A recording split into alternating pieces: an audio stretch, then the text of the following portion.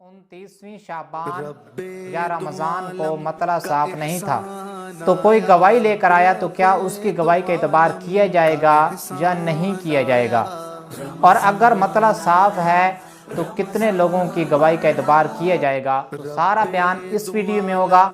رب دو عالم کا احسان آیا، رب دو عالم کا احسان آیا، رمضان آیا، رمضان آیا۔ بسم اللہ الرحمن الرحیم۔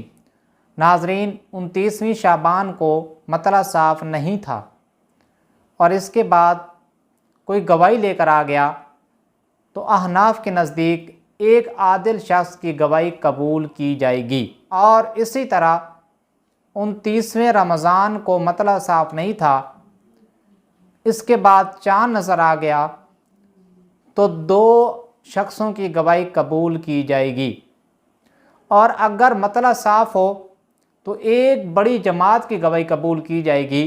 امام ابو یوسف علیہ رحمہ فرماتے ہیں کہ 50 آدمیوں کی گواہی کافی ہے۔ بعض علماء کرام یہ فرماتے ہیں کہ تعداد مقرر نہیں ہے، ہاں اتنے لوگوں کی گواہی ضروری ہے کہ چاند کا غالب گمان ہو جائے۔ تو ناظرین، آپ کے سامنے میں اس بارے میں ایک روایت پیش کرتا ہوں۔ ایک بدوی حضور سید عالم صلی اللہ تعالیٰ علیہ وسلم کی بارگاہ میں حاضر ہو کر بولا کہ میں نے چاند دیکھا ہے، یعنی رمضان کا چاند۔ تو حضور سید عالم صلی اللہ تعالیٰ علیہ وآلہ وسلم نے فرمایا، کیا تو گواہی دیتا ہے کہ اللہ کے سوا کوئی معبود نہیں؟ اس نے کہا ہاں۔ فرمایا، کیا تو گواہی دیتا ہے کہ حضرت محمد صلی اللہ تعالیٰ علیہ وآلہ وسلم اللہ کے رسول ہیں؟ اس نے کہا ہاں۔ تو حضور سید عالم صلی اللہ تعالیٰ علیہ وآلہ وسلم نے فرمایا، اے بلال، لوگوں میں جا کر اعلان کر دو کہ کل وہ روزہ رکھیں۔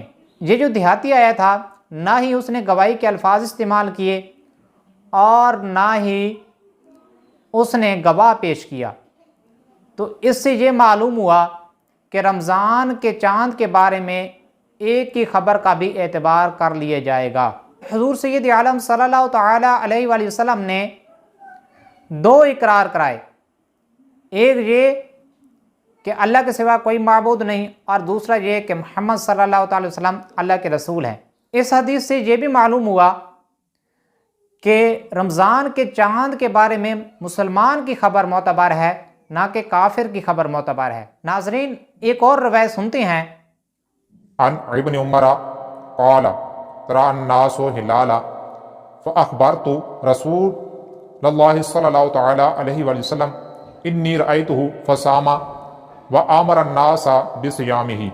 حضرت ابن عمر رضی اللہ تعالیٰ عنہ سے روایت ہے، وہ فرماتے ہیں کہ لوگوں نے چاند دیکھنے کی کوشش کی، میں نے چاند دیکھ لیا۔ میں نے حضور سید عالم صلی اللہ تعالیٰ علیہ وآلہ وسلم کو خبر دی کہ میں نے چاند دیکھ لیا، تو حضور سید عالم صلی اللہ تعالیٰ علیہ وسلم نے خود بھی روزہ رکھا اور لوگوں کو بھی روزہ رکھنے کا حکم ارشاد فرمایا۔ اللہ عز و جل سے دعا ہے کہ ہم اس پر عمل کرنے اور دوسروں تک پہنچانے کی توفیق عطا فرمائے، آمین بجاہ نبی الامین صلی اللہ تعالیٰ علیہ وسلم۔ رب دو عالم کا احسان آیا، رب دو عالم کا احسان آیا، رمضان آیا، رمضان آیا۔